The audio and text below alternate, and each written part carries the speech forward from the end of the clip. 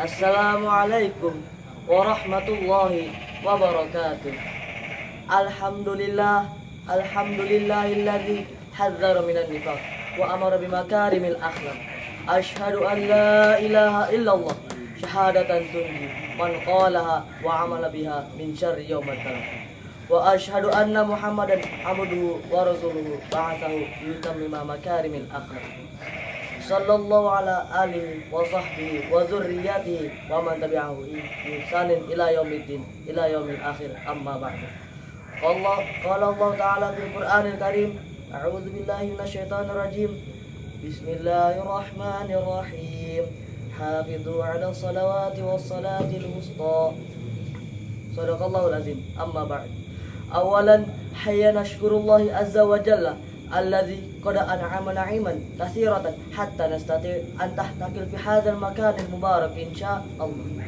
Tsaniyan salatan wa salaman ala habibina sayyidina wa maulana Muhammad sallallahu wa ala alihi wa sahbihi wa dzurriyyatihi wa ummatihi aman tabi'u bi ihsanin ila yaumiddin, amma ba'd. Ma'asyiral muslimin yang berbahagia, kita sebagai hamba Allah diciptakan oleh Allah karena adanya tujuan. Kita saja ketika ingin melakukan suatu hal pasti ada tujuan. Begitu pula Allah menciptakan manusia karena ada tujuan, yaitu untuk beribadah kepada Allah Subhanahu wa taala.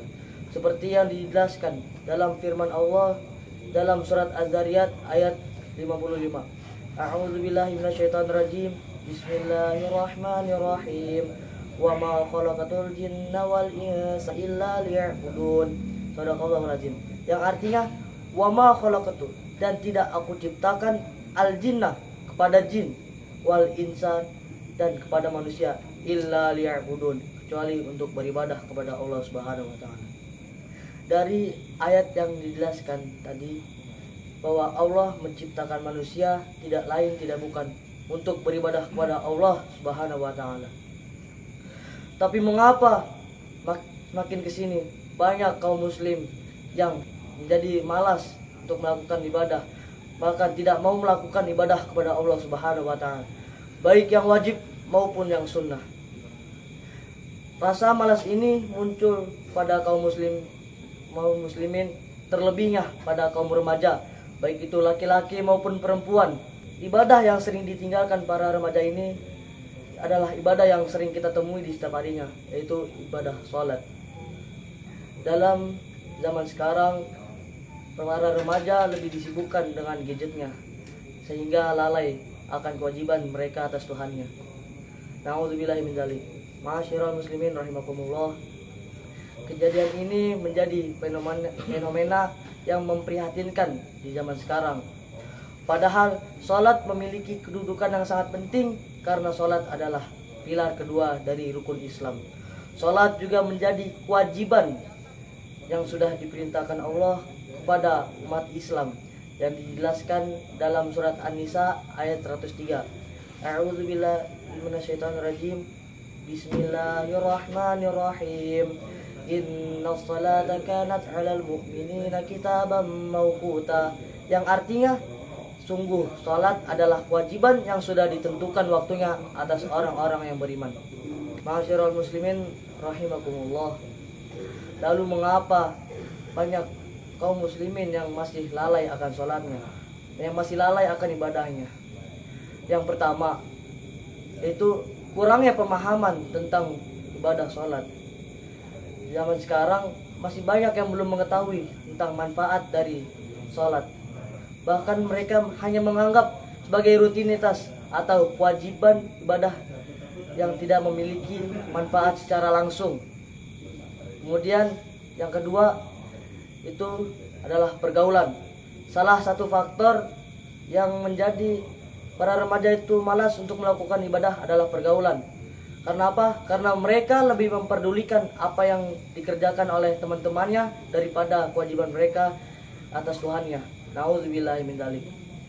Kemudian yang ketiga, yaitu teknologi. Seperti yang sudah saya sampaikan di awal, di zaman modernisasi ini lebih banyak disibukkan dengan dunia digitalnya. Mereka lebih banyak bermain sosmed atau video game sehingga lalai akan ibadahnya. Nauzubillahi min dzalik.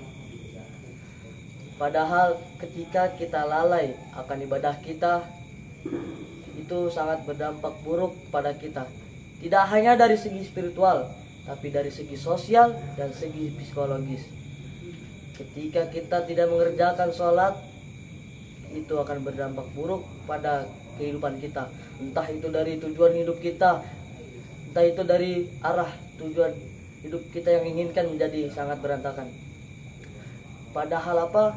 Padahal sholat itu sarana untuk mendekatkan diri kita kepada Allah Subhanahu wa Ta'ala dan dapat menghindari perbuatan keji dan munkar yang sudah dijelaskan dalam surat Al-Ankabut ayat 45. Bismillahirrahmanirrahim. Inna salata tanha 'anil fahsya'i wal munkar, yang artinya sungguh salat itu dapat mencegah dari perbuatan keji dan mungkar.